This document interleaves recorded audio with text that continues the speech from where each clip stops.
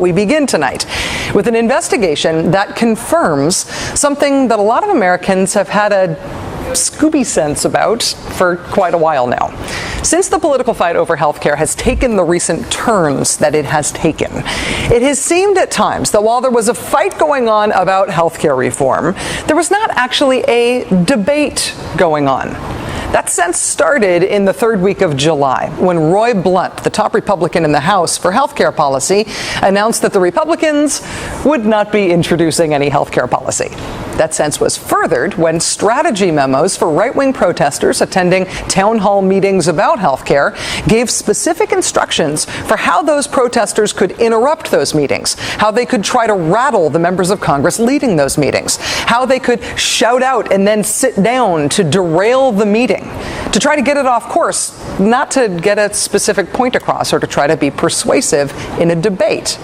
That sense that this was a fight but not a debate was furthered still when Democratic Congressman Brad Miller, who decided not to have town hall meetings after getting death threats, decided instead to offer his constituents the chance to meet with him one-on-one, to meet with their member of Congress one-on-one so they could tell him their views on healthcare policy and so they could hear his. Quite an opportunity, right? If you care about healthcare policy? Yeah, except the resounding response from his constituents opposed to healthcare reform was no. We don't actually want one-on-one meetings with our member of Congress. We'd prefer a town hall meeting. The better to get on the YouTube yelling like other like-minded people. Who cares about policy? Who cares about healthcare, really? It's felt for weeks now like the conservative reaction to the prospect of healthcare reform has not been seen by conservatives as an opportunity to debate what to do about healthcare in the U.S.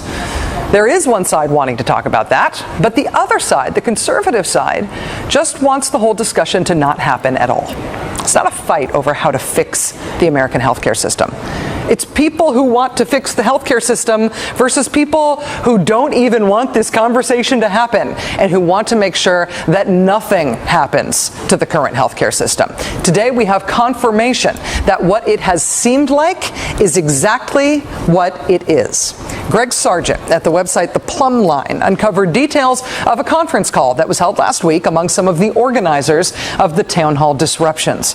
According to someone who was on that call, the explicit goal of the disruptions, as stated by the protest organizers, is, quote, not to find a solution to the healthcare crisis.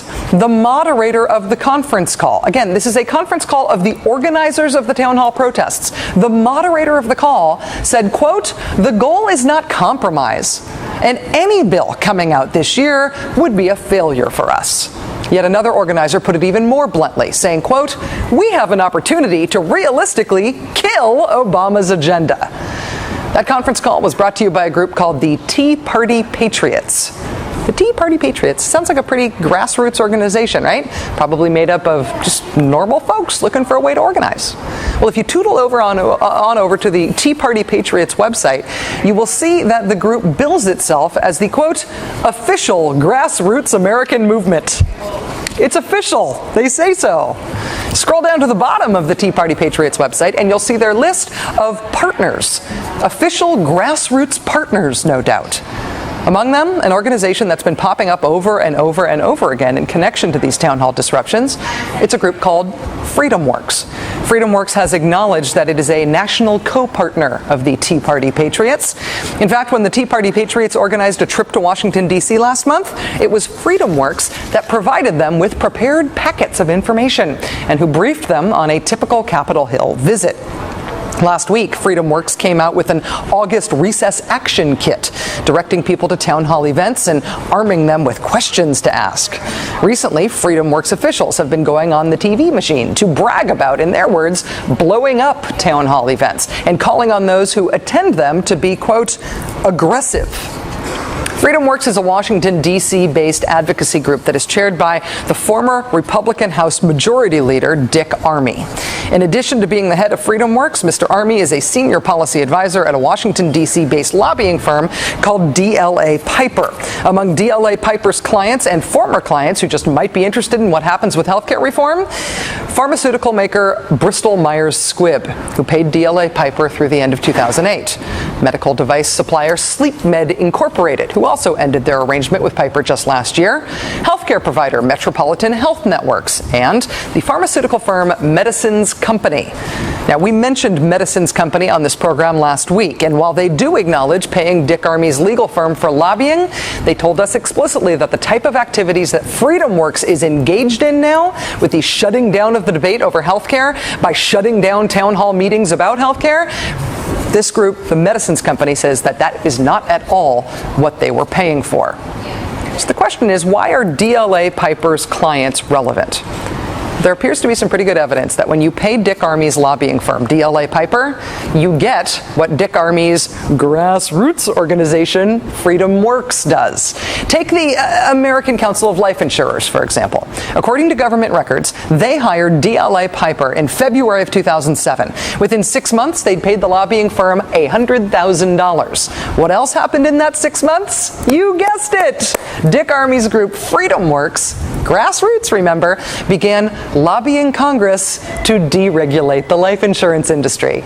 You know, that all just happened to happen within the same 6 months. And of course, perhaps it is just mere coincidence that Freedomworks happened to have a newfound ideological, purist grassroots commitment to life insurance deregulation. At the same time, the American Council of Life Insurers hired Dick Armey's lobbying firm. It could just be a coincidence. Could be, right? Want one more? In 2006, DLA Piper began lobbying for the Senado de República, the Mexican Senate. The purpose of the lobbying, quote, enhancing U.S.-Mexico relations. Coincidentally, around the same time, Freedomworks began promoting itself as, quote, one of the few conservative organizations willing to aggressively promote meaningful immigration reform. Another coinky-dink. It's very grassroots. In 2004, when President George W. Bush was trying to privatize Social Security, a Freedomworks employee was introduced at a White House economic conference as a single mom from Iowa who supported President Bush's efforts. The president's budget director even singled out that Freedomworks employee as one of the regular folks who was behind the whole idea to privatize Social Security. This is how Freedomworks does their work. They try to create the impression that they're just regular grassroots Americans without any financial or political interests in the outcome of these policy fights. On the board of directors of Freedomworks, you'll find Richard Stevenson. In addition to being director of Freedomworks, a group that's actively trying to derail healthcare reform, Richard Stevenson is also the founder and chairman of Cancer Treatment Centers of America, Incorporated.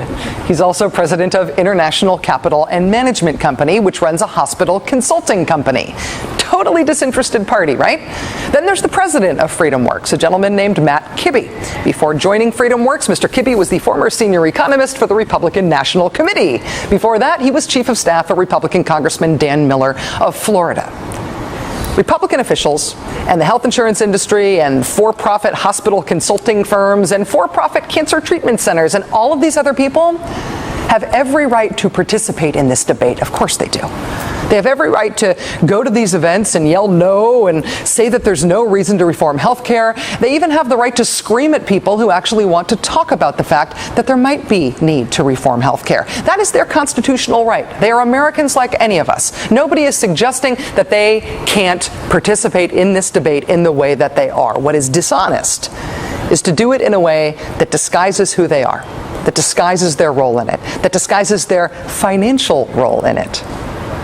Washington lobbyists and healthcare executives and former Republican Party officials have just as much a right to shout down the policy debate about healthcare reform as anyone else does. These folks have just as much a right to try to derail this entire process as anyone else does. But we have the right to know who they are and who is paying them for their efforts. These guys are pros. This is an industry. This is beltway politics being organized and played out in town halls across the country. And as we have said before, and I fear we will have to continue saying and saying again, this should be reported as such.